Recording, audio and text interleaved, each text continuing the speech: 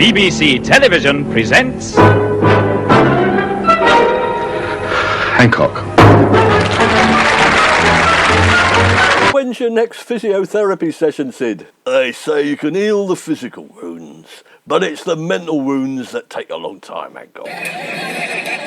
Oh, stop milking it, Sid. A couple of cups of police station tea and some overtime. That's all a tough bird like you needs. I think that puma last week thought I was a flaming bird, Hancock. Who we got this week? No animal lovers, I hope. An animal in sight, Sid. Just one unpleasant little weasel of a fraudster by the name of Fred the Fraud. What's he been doing then? What do you mean, what's he been doing? He's Christmas flaming shopping. What do you expect with a name like Fred the Fraud? He's been encouraging people in the UK to build a wall to keep English people out of Scotland. Flaming cheek of it. Where's the wall then? Scotland, of course, but the scam is there isn't a wall. It's a a fraud. However, he even got Boris Johnson to pay for a couple of bricks on his way up to Scotland this week. He's very believable. Surrey police have warned us to watch out for him. He's as slippery as a bar of soap in the prison showers, Sid. A fake wall in Scotland? That's not a bad idea. I wish I'd thought of it first. I believe Freddie borrowed the idea of a bloke called Adrian back in the day. The difference between his wall and Adrian's wall is Adrian actually built it. Fred the Fraud has no intention of. They should have called him Adrian the Honest. Been instructed to get Boris's money back. Why are we dealing with it? What about the fraud squad? Apparently, Sid, Freddie's from around here. There's a small Scottish community in East Sheen that he's been sponging off. He's no more Scottish than you or I. The Special Fraud Squad have hired us for our local knowledge. That's what local private policing brings to the party, as you well know, Sid.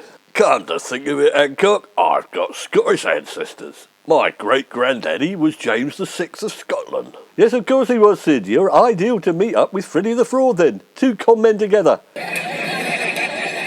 So off you go, Macbeth. Go and pick him up from East Sheen Police Station.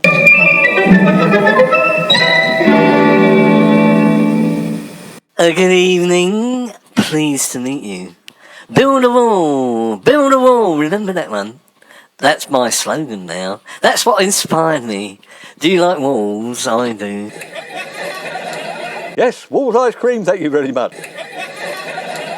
Bag off, Freddie. Don't try and get us involved with your scam. We've been around the block a few times, you know. Oh, no, it's not a scam. There really is a wall. It's being built in Mexico as we speak by Mr. Bannon. It's in pieces now. Then the whole team is coming over to put it back together. I'm going to run a coach trip up there when it's underway. Do you want to come? So, what's the attraction of building a wall in Scotland then, Freddie? Well, it's like this. There's a lot of gullible, generous Scottish people who want to keep the English out because they've got the nasty coronavirus and they're mean and all those sorts of things. You stop there, Freddie. We still don't believe a word of it. You'll have to get up a lot earlier than that to catch us out, mate. Don't even think about trying to get us involved in this load of nonsense, Freddie. You'll not convince us. We're ardent policemen. Oh no, I'm not trying to convince you. I've got a glossy coloured brochure if you want to have a look. It details all the profits we're going to make from charging people to come in and out of Scotland. All our investors are guaranteed to make an exorbitant profit. Lashings of it. How much money are we talking about here, Freddie? It's all very simple. For every brick you buy, you get a percentage of the profit, Sid. It could run to millions. It depends on how many bricks you want. You even get your name on them. Don't look in his eyes, Sid. He's sucking you into his scam. So it's that simple, is it, Freddie? All you have to do is buy some bricks. It's really that easy peasy. We do all the hard work, you get a guarantee and a certificate and loads of money. Sergeant James, this man has no intention of building a wall. Don't trust him. Yes, I do. My company helped build the Great Wall of China. Don't make me laugh, Freddie. The Great Wall of China was built thousands of years ago. I went to school, you know. You're a bit behind the times, ain't you? That was the old Great Wall of China. We built a new one. A replacement. It's superior quality. Then there was Wall Street, the Berlin Wall, and finally, the walls of Jericho. Yes, Well, that's quite a CV, Freddie. I'm impressed. So how much did you say a brick cost? How long's a piece of string, Inspector? You can get 100 bricks for £100, but the price goes down the more you buy. I'm in for 100 bricks, Freddie. How much do you think I'll make on that? Let me see, Mr. James. You can expect to quadruple your money in the first week, and then double it every week after that. If you don't, I'll give you the money myself. In that case, Freddie, put me down for 200 bricks, will you? What about you, Inspector Hancock? You look like a man who could do with some extra cash, if you don't mind me saying. And what exactly do you mean by that? By extra cash, I mean something for your retirement. Something for a rainy day, perhaps. Make a nice little nest egg out of it. Tweet, tweet, all the little birdies go tweet, tweet, tweet. I suppose it's all right if Sid's investing in it. I can't let him make all the money. Put me down for 300 bricks. There you are, cash. I must say it's been a pleasure doing business with you. I'll reserve a place on the coach trip out to Scotland to see it when it's been built. You can sit next to one another, very cosy. You can sit in front with the driver. Good idea, Freddie. Yes, keep in touch. Let us know how it's going. You've got my number. And don't forget to let us know regularly how much money we're making. Of course I will. You're in the safe hands of Freddy the Fraud, aren't you? What just happened, Hancock? I don't know. I'm still trying to work it out. I think we've just been conned by Freddy the Fraud, Sid.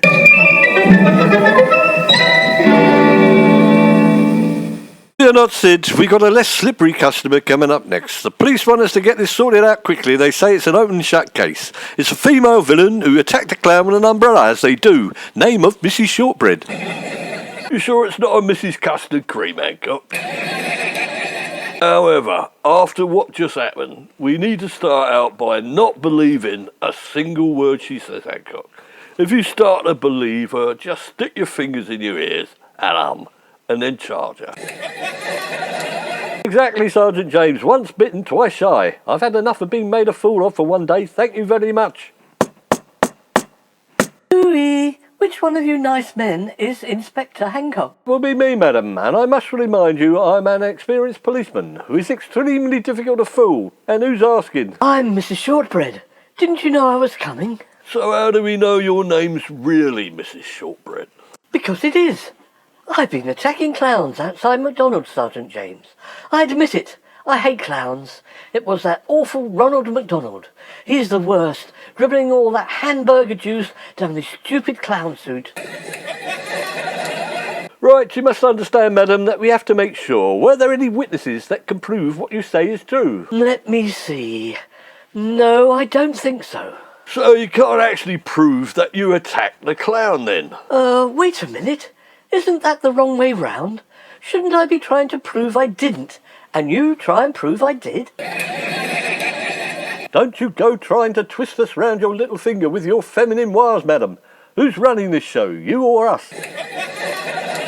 Oh, absolutely. You're in charge, Inspector Hancock. It's just that I've got nothing to hide. I'm going to plead guilty in court. We've got you there, Mrs. Shortbread. Everyone's got something to hide, ain't they? You're making this too suspiciously easy. Is there a catch? Are you trying to protect someone like the real assailant? Not at all. I did it. Plain as the nose on a clown's face. Yuck. I wish I hadn't said that. I hate clowns' noses, all red and bulbous. I've got coulrophobia, a fear of clowns, you know. Oh, wear a face mask next time you go out, love. It might be catchy. I don't think she did it, Hancock. She must be trying to get us into trouble. If we charge her, she'll then go and say we set her up. I've seen her sort before. She'll drag you through the courts, and before you know what's hit you, you'll be on the front page of the Police Gazette. Stop worrying, you two. You've got me banged to rights. I'm not trying to cause any trouble. Just put the cuffs on and arrest me. I won't struggle. Hee. Well, if that's what you want, we're not going to do it. You can't bully us into arresting you. We're not sure you did it because of the complexities of the case, madam. Well, you tell me what you're not sure about, and I'll try and help you to understand it. You're trying to push us into a corner, aren't you? Trying to twist our arms behind our backs while marching us into making the wrong decision. Well, we aren't going to do that, are we, Sid? No, because I'm afraid what you don't know is we've had a lot of people coming in recently, pretending they've attacked clowns when they actually haven't. Oh, well, suit yourself. I did try. You can lead a clown to water, but you can't make it drink, can you?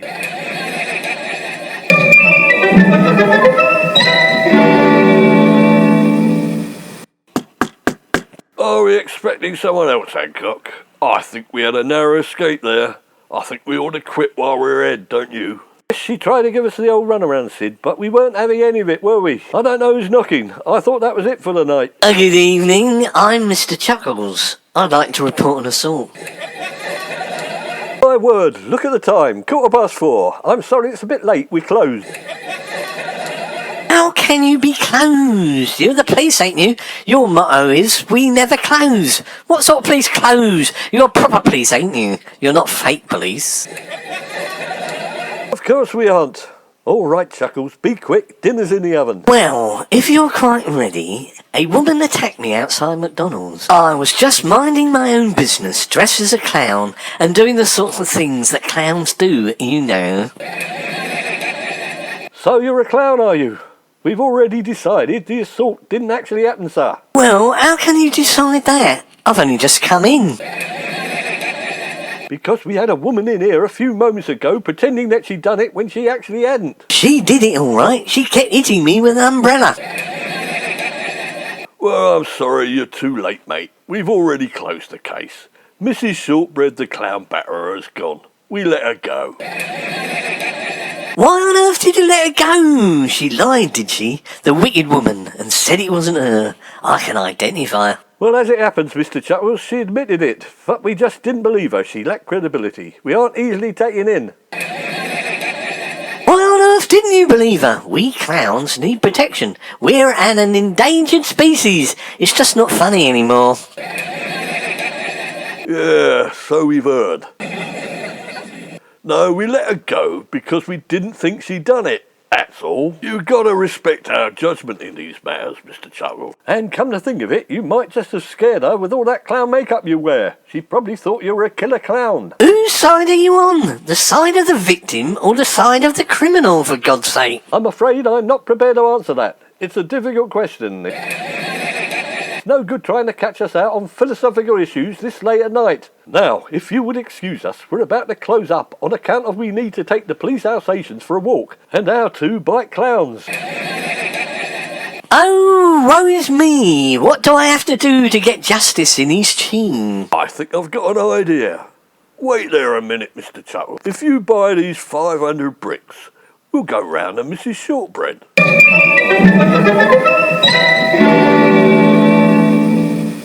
Oh, everything worked out in the end. Everybody's happy. Freddie the fraud sold 500 bricks to Chuckles the clown, and Mrs. Shortbread's had to pay us £1,000 over her assault charge.